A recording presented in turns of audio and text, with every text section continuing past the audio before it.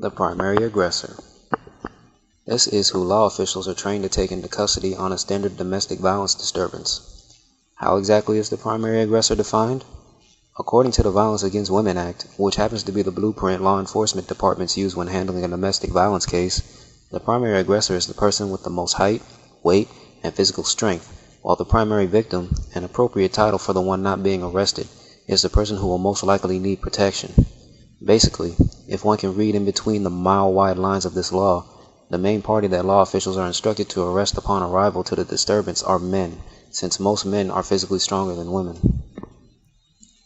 A quick glance at this double standard operating procedure would not raise too many eyebrows among the general public. How could it?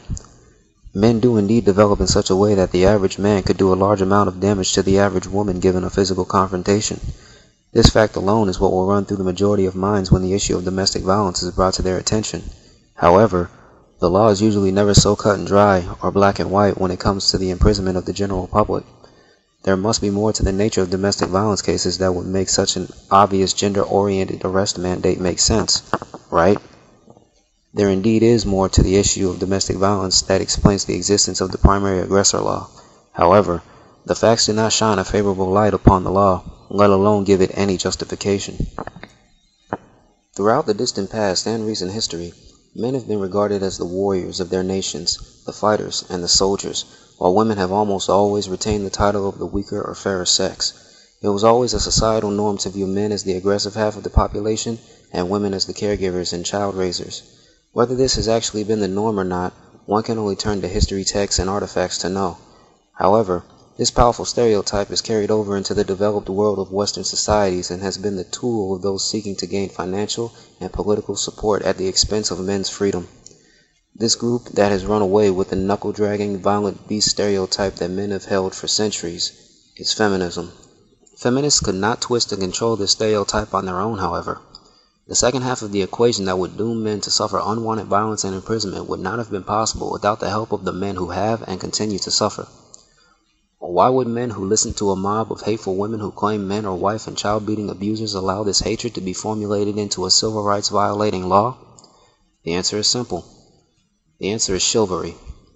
Chivalry has represented the heroics and selflessness men can possess at their best, and the blind idiocy they can possess at their worst. The only reward chivalry has ever brought men, past and present, has been the protection of women, good or evil. It is the innate instinct a man feels when he sees a woman trapped in a burning building, or attacked by a criminal. It is an innate instinct to save the damsel in distress, no matter the cost, even if that cost happens to be his life. Women and children first has been the official, in some instances, and unofficial code men have followed since before the Dark Ages. This once admirable code that men have begun to ignore lost its luster near the turn of the new millennium when the Violence Against Women Act created by Vice President Joe Biden and the feminists he caters to was put forth in the common law. The idea of chivalry is embedded within the act. However, perversion and corruption of the once noble notion has seeped its way into the act's pages as well.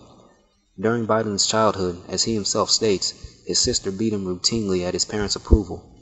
Biden was taught that no matter where or indeed how hard he was hit, no matter if it was with his attacker's bare hands or a blunt object, he should never retaliate or defend himself if that attacker happened to be a woman. Biden laughs at the beatings he suffered, proudly saying that in his house, if his sister was hit, severe punishment would ensue, even if she struck first. Biden was taught that men do not hit women, no matter what. The vice president carried this rule with him and with his feminist supporters penned the pages of an act that would soon see millions of men routinely behind bars for simply defending themselves against female attackers. Many men and women today still feel that domestic violence is primarily an act committed by males against females. This fact is understandable when one measures the general public's concern with laws and politics. Most people truly want to live and let live, keeping the government and complications of who does what out of their lives. The Violence Against Women Act took men and women by storm, granting privilege and restricting rights at the stroke of a pen. Now men are sitting in prison thinking to themselves, why? It is true that many men today are still taught that hitting women is taboo, yet there is a time, even with an innate instinct for chivalry, when enough is enough. However, when men reach their limit, their reward is not being satisfied with the knowledge that they defended themselves and or their children. There is no reward at all, only punishment, only prison. The final defense that feminists put forth when the Discrimination of the Violence Against Women Act is brought up is that the majority of domestic violence is committed by men. That somewhere around 95% of all domestic violence is committed by men. This is, of course, a bold-faced lie, a fallacy that feminists have been eager to spread through public service announcements, billboard ads, pamphlets, websites, and of course word of mouth when protesting in the streets. The truth, as always, is a lot simpler than a near global scale lie shrouded in suppressed and fabricated facts and statistics. Domestic violence between heterosexual intimate partner relationships is nearly equal. Several studies were conducted concerning the issue. One such study was conducted by members of the Center for Disease Control. The findings of this study concluded that within heterosexual intimate partner relationships, 24% experienced some form of violence, half of which was committed by both men and women. The other half, in which violence was committed by only men and their partners did not hit back, was 30%. The violence committed by women where men did not hit back was 70%. Several other studies conclude similar results. What do these results illustrate? They illustrate something the truth always does. Something simple. Some people are violent. The Violence Against Women Act was created and sits upon a mountain of lies that has allowed feminists to collect money and political support for decades unchecked and unchallenged in any discriminatory actions they take. As mentioned before in previous posts, 2 state domestic violence organizations run by feminists have been sued by human interest groups and men's rights organizations with hopes of correcting the injustices feminism has infected society with. Reviewing the evidence revealed that those in charge of these shelters believe that only women are victims of domestic violence, even when the facts that this is not the case was right in front of them. It was also revealed that the only employees working in these shelters were sworn in and hired only if they too believed that men were the only perpetrators of domestic violence. This evidence prompted an open and shut case that prompted a change to the discriminatory policies that had too many men and men with children turned away when in need of help. The audacities of feminist claims go deeper than the demonization of men, however. It is well known among those who study it that violence among gay and lesbian couples is increasing well beyond that of heterosexual relationships. However, if you were to look anywhere for a common advertisement urging for an end to domestic violence, the only image you would see is either a man towering over a frightened woman or a small boy with the words, "When I grow up, I will beat my wife," next to his smiling face. The first thought that comes to the minds of the majority of Western populations when domestic violence is brought up is a man beating a woman. The thought of a woman being violent never reaches the surface, and feminists seem to want to keep things that way.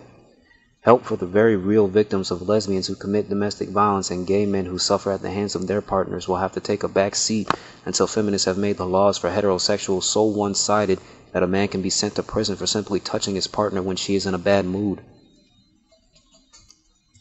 I know that one of the main focuses of the men and women within the men's rights movement and several advocates within the humanist movement is their advocacy for a Violence Against People Act. Once upon a time, we were all waiting for feminists to jump on board the equality train.